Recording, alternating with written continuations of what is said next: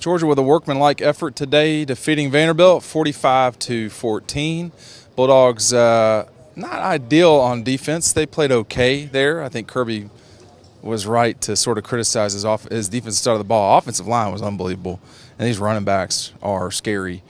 Georgia wound up with I don't have the statistics because sometimes it's a little rough at Vanderbilt because of the post game stuff. But the one statistic I do know is that Georgia had 22 rushes of 7 or more yards, and I think Vanderbilt ended the day with 22 rushes. Now, that is just not the ideal way to do it if you're Vanderbilt.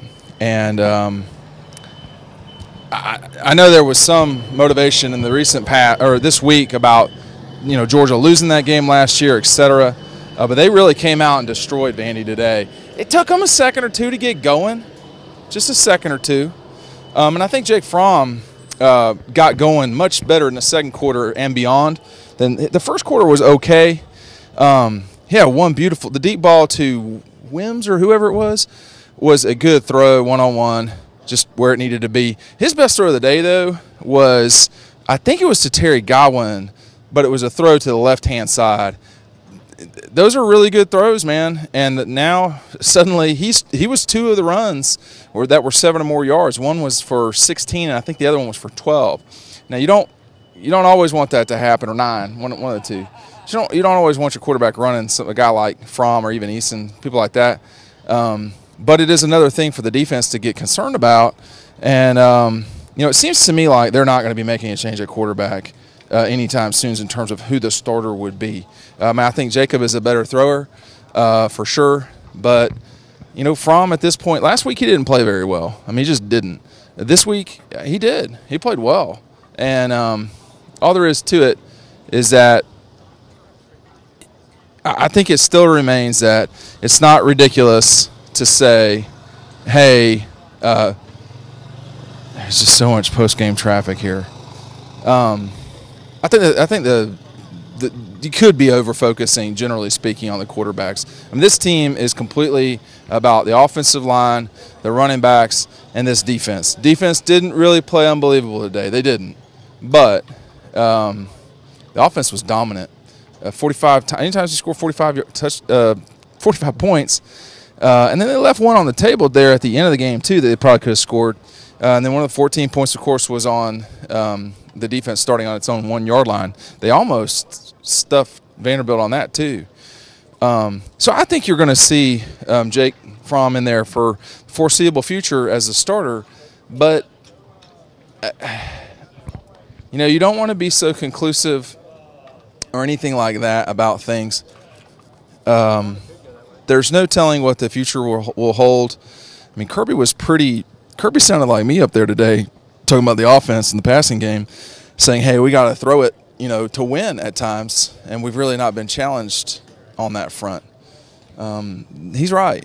But I think for Georgia what it's going to have to be more than anything else is you're going to need to execute in the passing game when you need to execute in the passing game more than, what I would find that would be ideal, which is, you let the passing game help you even more. I don't think that's what this is going to be from here on out. I mean, I just think Georgia's just going to run it and run it and run it and run it, and they're going to try to make people, bend their will in the third and fourth quarter, and that's been happening. I mean, 6 games, the best team they play is Notre Dame, I think. They did that to Notre Dame, got away with one up there to some degree, but this defense is legit. I mean, they're not Alabama, but, they're one of the top 4 teams in the country now. Oklahoma's lost. Clemson won today, kind of a workmanlike thing as well. Alabama plays later tonight. But Georgia better get ready for the Gators. Better get ready for Tech. Better get ready for Auburn. Auburn's scoring a lot of points now, suddenly. Maybe it's who they're playing. I don't know. That's part of it. But sometimes when you score, man. When you're playing well, you're playing well. Georgia's playing well. And Auburn is too. But that's a long way away. The game now, it's the Gators. It's that simple. That is the game. So you basically, right from this second, you have 3 full weeks to get ready for them. And one of those times, you basically get a scrimmage against Missouri. You need to still see Jake Fromm continue to play well. You need to still develop Jacob Eason. You need to still keep this run game going the way that it has. And it's just, this is a really good team right now. But as a program, you got Justin Fields coming in. And it's just, to me, if Jacob Eason can lose his job because he got injured, then that message to me is anybody can lose their job for anything. And it's that simple. So there's no sacred cows. I think maybe Roquan, that's about it. Everybody else is having to fight for either starting jobs or positions. I'm going to wrap it up here because I think y'all are bored, is my guess. That was an uninteresting game, if we're being honest. But, you know, it was uninteresting because Georgia just completely dominated them. And I think you should continue to expect this. Missouri is not very good. I'll be curious to see what the line for that is. Probably 24, 25 points, maybe more.